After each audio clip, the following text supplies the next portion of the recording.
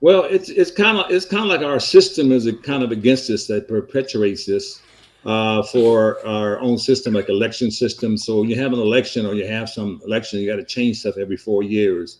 So when you do a program or something that's big like Medicare or something like that, it takes years for it to implement it. But when the new administration gets in, all the work to be done, they're coming in and change it. All of a sudden now they have to start all over, or they'll get rid of it because they're the new administration in. So our system kind of does us in a lot more than it in. Even with the presidencies, we have to change a lot of stuff. They do go in second orders and they change it, and people get used to them, and it gets ripped out of them because they got a new administration in. So Hmm. our system kind of does this to ourselves a little bit. That I kind of blame the system more than anything.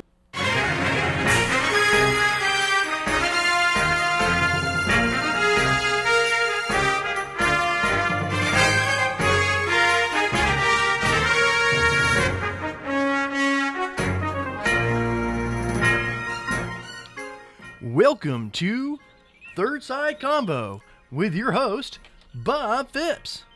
Your panelists today are Don Thomas, Jeff Nolan, John Dunn, and Bill Russell. And now, your host, Bob Phipps. Hi, neighbor. I'm glad you're here. You know, there was a time when we trusted things, not blindly, but enough to feel like the center was holding.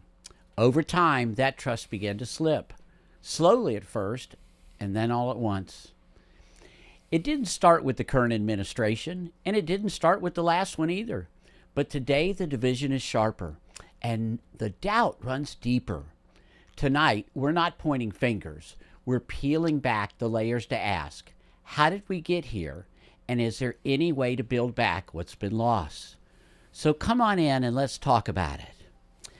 What I'd like to ask everybody is, when did you personally start to lose trust in something big, and what replaced it? Anybody got an answer for that one? I could tell you one that sticks out to me.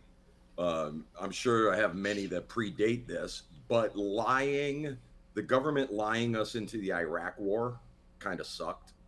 Mm-hmm. Wasn't really chuffed about that, and I got very cynical, even more so around that time. Yeah, that's pretty honest. Bill, what about you? Have you ever lost trust in anything big, any big institution? Well, I think the first thing I lost trust in was the press. Growing up as a kid, I lived in Taiwan while my dad was flying combat missions in and out of Vietnam. We knew the things that we knew within the military community over, even coming out of Taiwan, the things that I knew were going on in Vietnam, where, for example, the press was always highlighting every bad move by the military, highlighting every atrocity, and finding some way to blame it on the United States.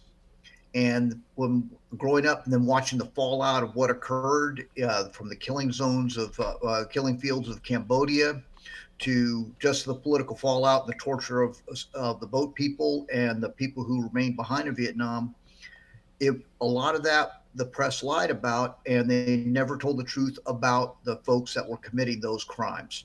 Excellent. You being in a military family, you would have seen it. I mean, what, the Tet Offensive? Yeah, that was kind of a big victory for us. Didn't look like that, though. Donnie, what about Yeah, you? big When did military you? victory that was lost. Yeah.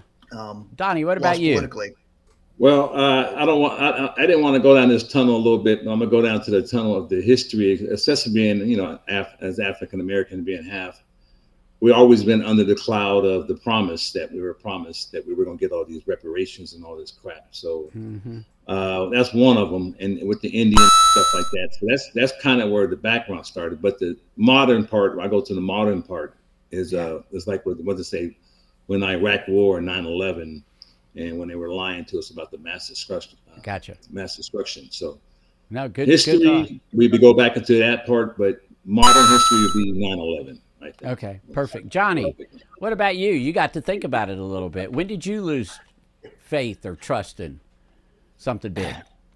Well, when I was dating my wife, she has a background in psychology, and she told me my number one talent was as a provocateur And I didn't know what that meant. I had to look it up. But, once I looked it up, I told her, I said, I've basically didn't believe in any institution since I was like 5 years old. It was completely ingrained in me for whatever reason, specifically starting with corporate America. But obviously, it's only got worse over the years. I mean, I really loved that recent one. If you get the vaccine, you won't catch the COVID. You just got to get the vaccine. You won't die from the COVID. I didn't get COVID, but I almost died of myocarditis. So that was a really good one that finally threw me completely over the edge.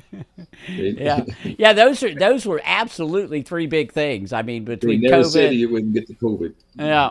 Well, we're gonna be in a we got a Mr. Rogers feel here on this show, as y'all could tell. So what we're going to try to do is just figure out what can we do about it. But what else? I mean, Bill, you talked about the media. Who else actually has the media as one of their things about this?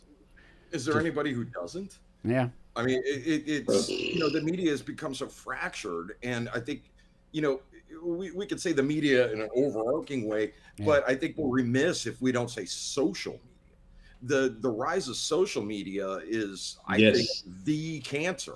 And it has allowed every village idiot that used to be isolated in their community to find each other globally and make a community. And suddenly idiocy get power, is as has the same value as erudition or knowledge. And well, I'm just asking questions here. It's insane. And it has completely destroyed Western society in the way that we knew it, at least, where we had a agreed set of facts that were actually true. Even if there was spin here and there, at least, hey, this happened. It actually happened. Now, an idiot can say, "Oh, the Earth is flat," or the reptile people are running the government, and there's enough people who are gullible and stupid enough to think that that's true, and it becomes a thing where, well, now it has to be discussed in the sort of mainstream media because it's a thing, and it has completely just gutted us. Well, you mentioned earlier, Jeff, you said what's your comment about persons and people? What did you say? Well, I think that people in general suck, but persons are amazing. Yeah.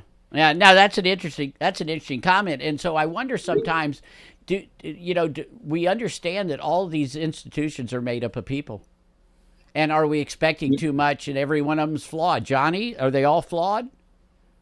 Oh, look, at the end of the day, like I was mentioning on our Monday morning call, everybody likes to complain about the imperfection of the world and how it's not a perfect place, and I always say, if you want something to be imperfect, go insert yourself into the equation, because none of us are perfect. But I'm just afraid there's just too much big money behind a lot of the agendas being pushed. And that truly, like, when I made my list of the top 10 things that made me lose trust, I want everyone to know here it was a completely balanced list from both sides. Okay, you want to throw out one of them? Throw out one of them for us that we don't have yet. Well, a big one that hit me as a small business owner back in the day was, if you like your health care, you can keep your health care. And then all of a sudden, as a small businessman, my bill gets 3 times bigger. I mean, so that was one that I remember specifically really started pissing me off. Okay. Well, that's a fair statement. I mean, obviously the government has gone a long way toward being an institution that we no longer trust. Bill, why is that? You even tried to get in this. You actually ran for a House seat so you could be one of these people. Why?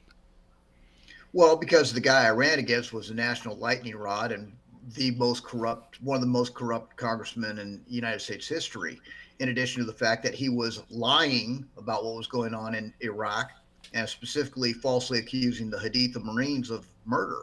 Yeah. And that, that was a wrong that needed to be righted. Unfortunately, along the way, I did learn that his influence carried not only on the D side, but also over to the R side, and that he had deep hooks into the Republican establishment which served, which actually worked against me later after he passed, and we had to go into a special election, and suddenly an unknown candidate was brought in to be the nominee. Right. Oh, they do I think that. it's interesting Don, what Bill said. yeah, Don, you've been in unions and stuff like that. Is there? Yeah. Can you trust anybody? Well, it's kind of like our system is kind of against us, that perpetuates this for our own system, like election system. So you have an election or you have some election, you got to change stuff every 4 years. So when you do a program or something that's big like Medicare or something like that, it takes years for it to implement it. But when the new administration gets in, all the work to be done, they're coming, they'll change it. All of a sudden now they have to start all over, or they'll get rid of it. Because they're the new administration in. So our system kind of does us in a lot more than it in. Even with the presidencies, we have to change a lot of stuff. They do go in executive orders and they change it, and people get used to them, and it gets ripped out of them because they have a new administration in. So our system kind of does this to ourselves a little bit. That I kind of blame the system more than anything, because they said right to vote, all this other stuff, and people are fighting over to take your vote away from you. Well, that's kind of what I was talking about. That's why I was talking about Bill. Bill gets in there, and let's say he became a congressman, then he'd change, and he'd have to go with the system, wouldn't he? He wouldn't. So well, he certainly wouldn't be on the show anyway, at least not yet, because we don't have we don't want politicians on the show because we know they all lie. Okay. Well, we can't say politicians' names on this show, so that would be very Dadgum right. Dadgum right. Well, the one thing about people that you got to learn is that, each person is 10,000 times more interested in themselves than they are in you. Now, and some people are 1,000,000 times more. Exactly. So what we're going to do is we're going to take our break. We're going to take our first break here. So what we like to do is please subscribe. Go on to Facebook. Go on to YouTube. We're on Spotify. We're on Amazon Music. And please subscribe on Third Side Convo. And we'll be right back after a break from our sponsor. Thank you. Aw, Dad, my computer's slow again and I can't play my games. Call Your Computer Solutions today, and we will scan for viruses and clean that computer up remotely and make it fast again. Our phone number is 407-826-0810. Thanks, Dad. My computer's fast again. Now I can do my homework. Thanks for calling Your Computer Solutions at 407-826-0810. The Tri-Beer Show would like to thank Boggy Creek Airboat Adventures for being one of our sponsors. I got to go on an airboat and saw a real gator. I even got to go to the gem mine and mine for some gems. We ate a steak dinner at the restaurant and even got some gator bites. If you want to have a blast with the entire family, I suggest you go to www.bcairboats.com right now to get your tickets today. The website again is bcairboats.com. All right, now we're back. So what's the cost of a distrustful nation? If no one trusts the media, the courts, the science, or the elections, how the ever-loving heck do we function? Any thoughts on that? No. I wish I had an answer to that, because we're faced with such incredible division based on what I feel is a false premise, and to bridge that gap, when maintaining that gap is financially lucrative for so many large companies and individuals and media companies, it is in their interest to keep that misinformation, everybody at each other's throats, never mind the man behind the curtain paradigm in place, because it makes them more money. And how do you overcome that? I don't know. Yeah, I'd like to think, Johnny, do you think that if somebody ever did it right, could there actually be a media thing that actually would show both sides and actually have reasonable people talking to each other? I don't know. You got any ideas? I do think it's possible, but I remember back in the early 90s, one of my friend's dads, he was a pretty good ranter, and he was just going off back in those days about how back in the old days they used to report the news and now they create the news. And I didn't really know what he meant. I was pretty young still, but now I totally get it. But I do think it could be done. But like what Jeff was saying, you know, we have a population that's, I think it's around 12 or 13% are actually happy. And if we were unified and people were actually happy, pretty much half the economy would go away because people would stop buying their happiness because the happiness would come from the relationship. They're trying to look for exactly. My wife thinks I'm really cheap, right? Because I never buy anything because I'm happy serving other people, even in other countries. So, you know, there's just like Jeff Nolan was saying, there's a lot economic at stake if people actually just led a simple life and were happy and not obsessed with the proverbial more is the path to happiness. And it's all just a really, really, really big lie. And who among us has not been guilty to some degree of that? We all have. Absolutely. I went down that path in the 90s, and I saw none of it made me happy, but loving other people and being loved in return, who knew that was all I ever actually needed? All right, Bill, let's get you in here. How does the average person then actually, how do they going to feel like they have a voice? What do we need to do there? You know, that's the challenge. I think it starts at the individual level. You know, the kitchen table relationship and building trust there, because ultimately that, and you know, within your family and then among your friends and then eventually among your community, you've got to build that trust at that level, because if you know, there's just such profound cynicism, and it goes back, you know, Jeff alluded to those who have a vested interest in keeping us divided. And this goes back, you know, even to the days of Watergate. Since Watergate, the holy grail for any journalist is to destroy an institution, be it the presidency, be it the church, or any other organization. And that carries over. So the one-on-one kitchen table relationships are where we got to build the trust. Don, your take. Well, yeah, well, it's kind of what Bill said, but on the other side of it, you have these people are like looking for something that to make them feel better. A lot of it, like cult-like people who are put people up on the pedestal. I don't want to say any current names, but it happens. They put people up on a pedestal, and that perpetuates because they believe that this person is that person, or they put them so high, then that person distrusts or does something.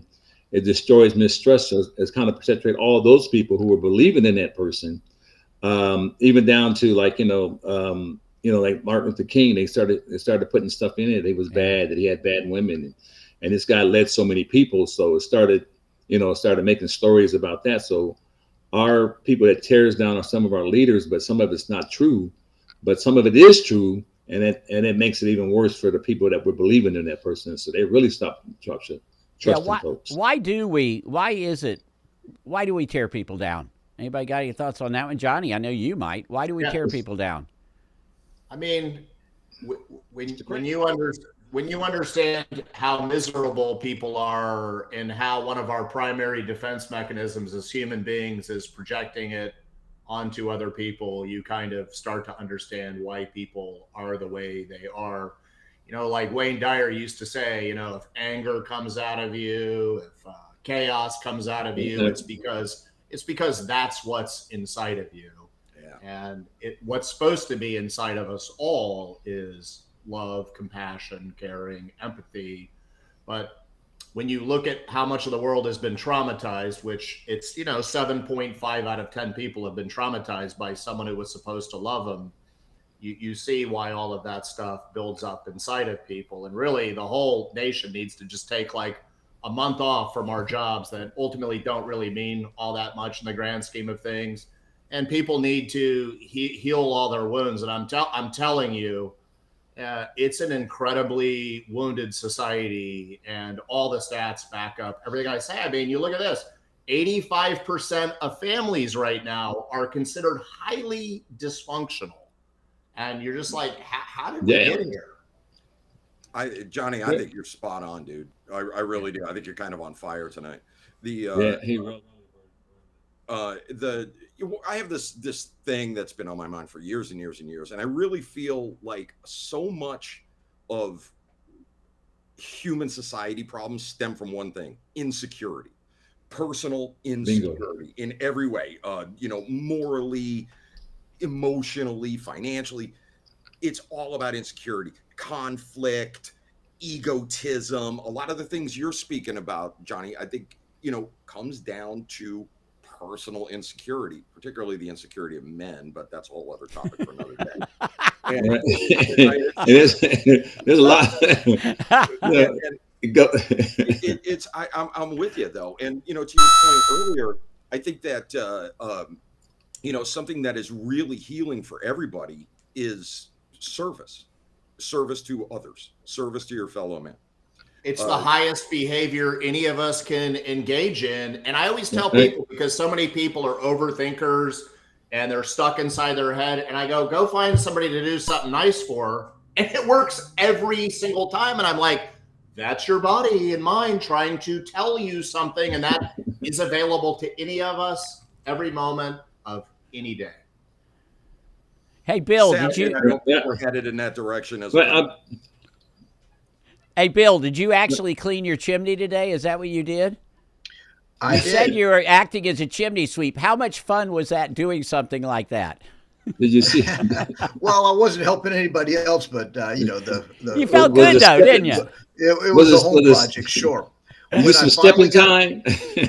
Yeah, when I finally got that block out of the middle of the base of the trap, yeah, it made a huge difference. But yeah. Well, I'm totally in with Johnny and Jeff on this one, because the one thing I say about being selfish is if you do stuff for people, you can be as selfish as you want because you're going to feel great. So selfishness in doing something for people works. Okay, we've got to take our next break. Please subscribe. YouTube, thirdsideconvo.com, Facebook, all these different things. Please check us out, and we'll be right back for our final segment.